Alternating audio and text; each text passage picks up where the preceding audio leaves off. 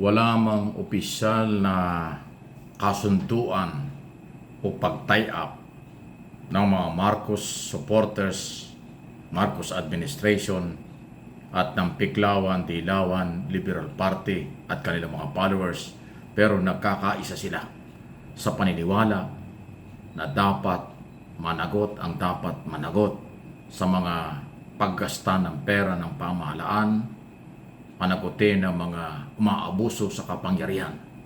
Ang tinutukoy ko po ay itong talagang harapan na ang mga supporters ng Piklawan, Dilawan noon, Liberal Party, ay nakikiisa sa paghahanap ng hustisya na katulad din ng pinaninindigan ng mga Marcos loyalists, Marcos supporters na sobra na, tama na ang panlalait, paninira, pang-aabuso ng mga Duterte, especially ang Vice President.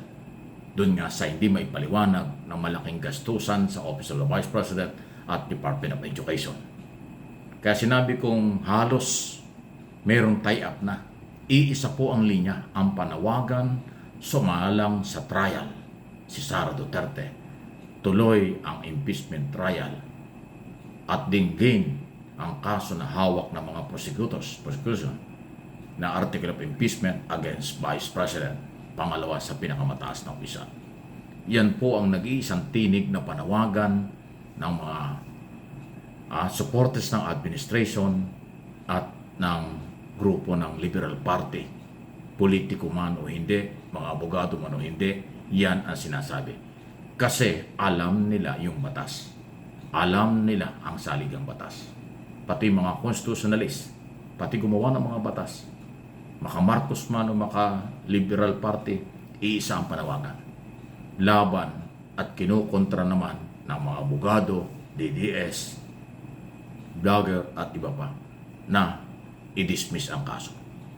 Eh hindi naman ho talaga pwedeng mangyari yung hindi pa nagtatrial, may dismissal na. Dahil ang utos ng batas ay trial, then mag-decide after trial. Hindi yung magdi-decide ka agad ang senator judge nang wala pang trial. Wala pa yung ebidensya, i-dismiss na. Ay muro-muro yan. At hindi po yan magugustuhan ng mga Pilipino na majority. Huwag natin nakakalimutan, 2 survey ang lumabas. SWS surveys kamakailan, 88% pabor ang mga Pilipino sa trial. Okta Research Group survey, 75% ng mga Pilipino nationwide pabor sa trial. Kahit mga taga Mindanao, gusto nila trial para makita ang ebidensya at kung paano idepensa ni Sara Duterte at kanyang abogado ang mga kaso o yun pong article of impeachment. Yun eh. Ang pumapabor lang sa dismissal baka guilty. Ang pumapabor lang sa dismissal ay pabor sa mga Duterte or ayaw at hindi kayang idepensa ang mga kaso at ebidensya. Yan ang totoo sa akin pong opinyon. Kasi kung walang kasalanan, kung mahina ang ebidensya, dapat pumabor sila sa trial at hindi dismissal. Bakit ang unang galaw ng mga abogado, 16 na mga abogado, dismissal kaagad, walang trial? Anong ibig sabihin nun? Takot silang harapin? Hindi na kayang harapin ang mga ebidensya? Yun ho ang maaaring speculation o perception ng tao. Guilty dahil malakas ang ebidensya. Kasi napaka-simple lang, common sense lang, abogado o hindi, simpleng mamamayan o hindi. Pag walang ebidensya, mahinang ebidensya, kaya mong harapin sa kahit anong oras, anong araw, ang trial. At pagka malakas ang ebidensya, maraming dahilan para pigilan ang trial. Pag malakas ang ebidensya, maraming paraan para gawin ang pagharap. Katulad ng wala sa lugar na dismissal before trial. Dapat trial muna, mag-decide bago ho magdesisyon kung guilty o not guilty. Ayan po ang sitwasyon. Ayan mga kaibigan, again, huwag kayong magsawa. Talaga pong ganyan ang proseso ng paghanap ng hustisya. Napakahirap dito sa ating bansa. Pag malalaking tao, hirap maipakita ang pantay-pantay na proseso ng batas. Pag mga simpleng tao, tinutukwang lang nung nakaraan. Pag mga simpleng tao, suspect pa lang, kulong na kagad. Nakahatulan na walang kalaban-laban. Pag malaking tao, Vice President, dahil Duterte family ito, ganyan ang mga paikot ng politiko, pati mga Senator Judge na iimpluwensyahan, pati mga Senator Judge nagpapa-impluwensya sa kanilang paniniwalang dismissal na, saka na ang trial. Dismissal na, wala ng trial. Wow! Labag yan sa saligang batas. Kung hindi susundin ang saligang batas, i-abolish na lang. Palitan na lang ang saligang batas. Kasi kung hindi rin susundin ng mga gumagawa ng batas na Senator Judge ang proseso ng saligang batas, bakit kailangan pa natin ito? Hindi na.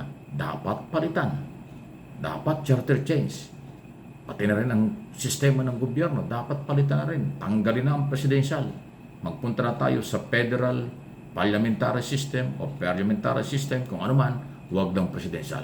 Kasi palakasan, kasi bata-bata system, kasi kampihan kapag presidential. Ganun ba? Yun ang pinakasolusyon.